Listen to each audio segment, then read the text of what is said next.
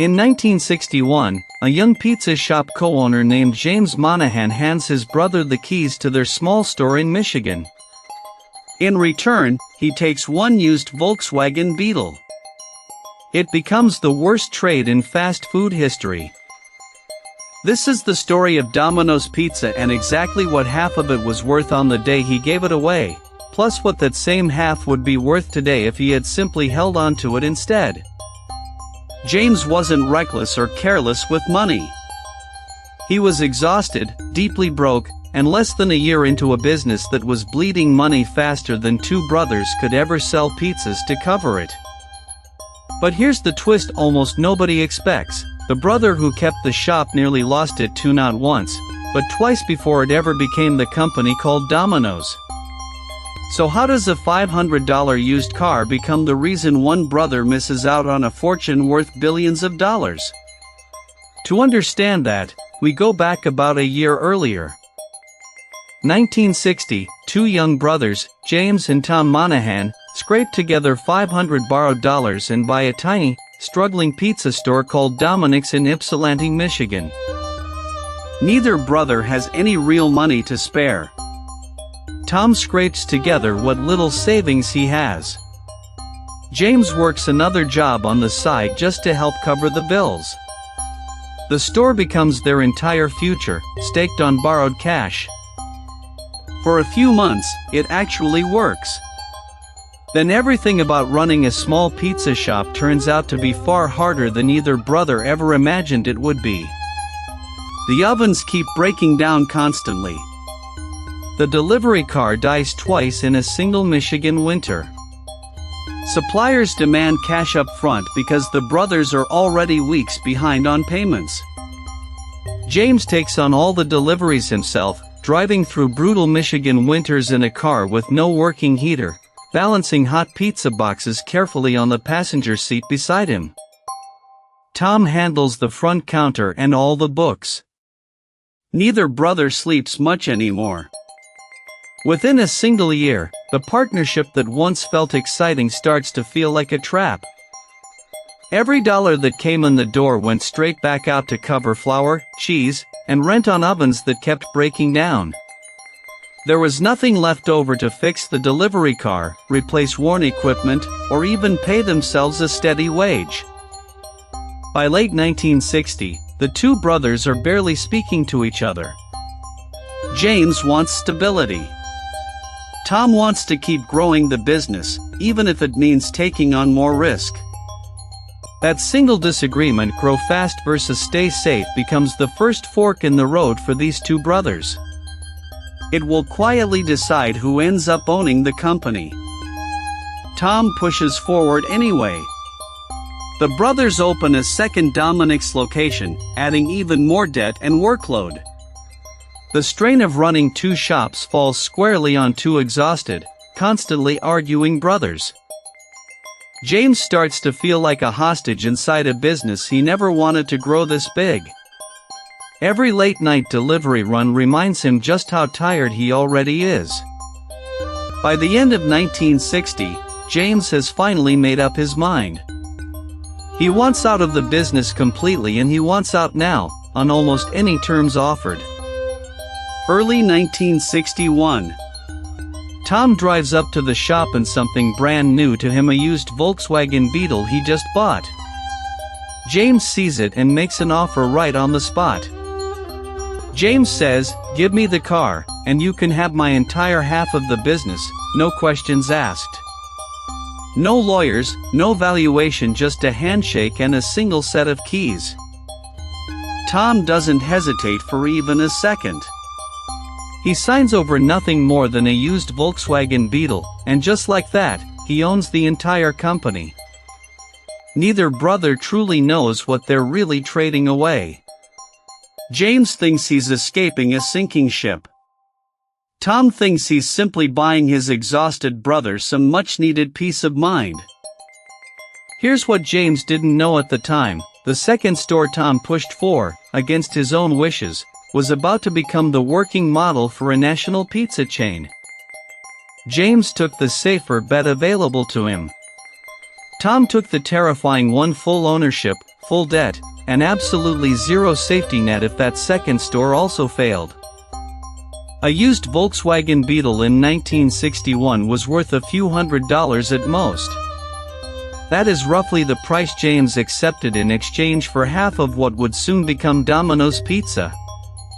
James drives away happily in his new car. He has absolutely no idea he just handed his brother the keys to one of the largest fortunes in fast food history. Owning the whole company sounds like an obvious win. It nearly destroys Tom instead. Over the following years, DomiNick is drowning in debt he has no way to repay.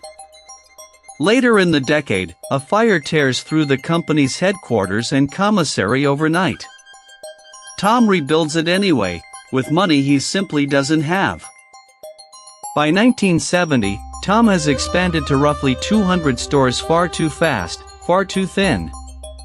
The banks finally call him the loans. He loses operational control of his own company. Bank auditors now walk through his own stores, reviewing every invoice and every register receipt. Tom kept showing up each morning anyway, running the ovens and taking phone orders, refusing to let the business he'd built collapse while someone else held the paperwork. For nearly a year, Domino's technically belongs to its banks and creditors, not to Tom. He works for the company he built, without actually owning a single piece of it. He claws it back piece by piece, renegotiates the debt, cuts every store that isn't working, refocuses everything on one single idea: pizza, delivered fast, and absolutely nothing else. That single decision strip away everything except speed and pure delivery becomes the second major fork in the road. It is the decision that actually saves the company. In 1965, the name changes too. DomiNick becomes Domino's, 3 small dots on the logo, one for each of the 3 stores Tom owned at that exact moment. Meanwhile, James is nowhere near any of this drama. He's driving his Volkswagen to a steady job that has nothing whatsoever to do with pizza anymore. He isn't watching the company he co-founded rebuild itself from near bankruptcy into something completely unrecognizable. He has simply moved on with his life. Through the 1970s, Tom turns delivery speed into the entire brand identity. The promise, your hot pizza in 30 minutes, or it's completely free. That single guarantee turns a local pizza shop into a national obsession almost overnight. Stores multiply rapidly across dozens of states through the late 70s and into the 80s. But that same speed guarantee has a dark side. Delivery drivers rush through red lights and stop signs to beat the 30-minute clock, and serious accidents start piling up. So how does a company built entirely on speed finally decide that speed itself has become too dangerous to keep promising? For Domino's, the answer would come only after the lawsuits piled up too high to ignore.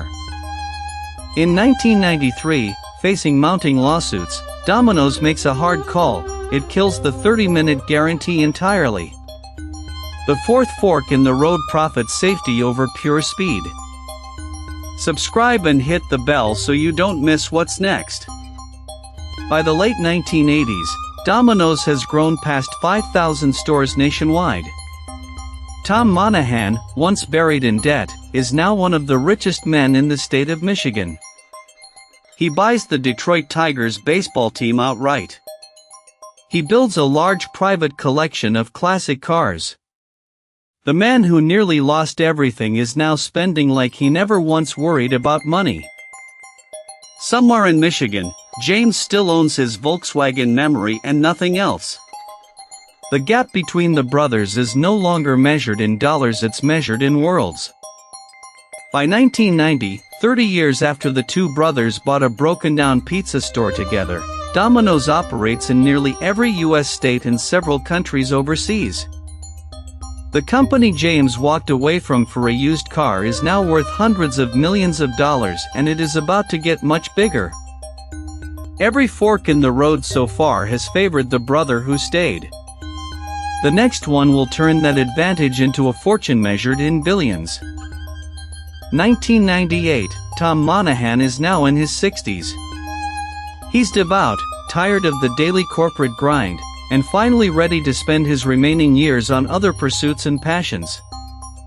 He agrees to sell 93% of Domino's Pizza to the investment firm Bain Capital. The final price tag, roughly $1 billion in cash. $1 billion. For a company that started in 1960 as two brothers borrowing $500 to buy one broken, struggling pizza shop in Michigan. Tom keeps a small remaining stake and donates a huge share of his fortune to charity over the years. But the headline number $1 billion belongs entirely to him. James Monahan gets absolutely nothing from that sale. His share of the company was already gone 37 years earlier, the moment he took the keys to that Volkswagen Beetle. Do the actual math on what half of that billion-dollar sale would have meant for James. It isn't a rounding error. It's a fortune that changes generations of a family. And Domino's still isn't done growing after that. Following the Bain Capital deal, the company keeps expanding, eventually going public and multiplying in value for another 2 full decades. By the time Domino's becomes a publicly traded company on the stock exchange, its total market value climbs into the billions of dollars, and it keeps climbing for years after that. So what was James Monahan's original half of the company actually worth, at every single point along the way? Let's finally answer that question properly, right now, with real numbers. In 1961, his half was worth whatever a second-hand Volkswagen Beetle could fetch, a few $100s at most. That's roughly what he accepted immediately, without hesitation, that afternoon. By 1998, that same half, had he simply kept it, with no dilution or changes along the way, would have represented several $100 million from the Bain Capital sale alone, before taxes or anything else. Today, Domino's Pizza is a publicly traded company worth billions of dollars on the open market. A 50% stake dating back to 1960 would now be worth a fortune almost impossible to spend in one lifetime. James Monahan didn't lose his fortune to a scandal, a lawsuit, or plain bad luck. He simply traded it away himself, for a car he genuinely needed at the time. There's no record of him ever publicly complaining about the deal, or demanding a better outcome from his brother. He simply accepted the trade he made that afternoon and kept driving forward with his life. He went on to live a quiet, ordinary life, far away from the boardrooms and billion-dollar headlines his brother's company would eventually generate for decades. 2 brothers. 1 small pizza shop. 1 decision made at a fork in the road. And a gap between them now measured in billions of dollars, not merely thousands. Would you have taken the used Volkswagen Beetle or gambled everything on the struggling pizza shop instead? Tell us in the comments below what you honestly would have chosen.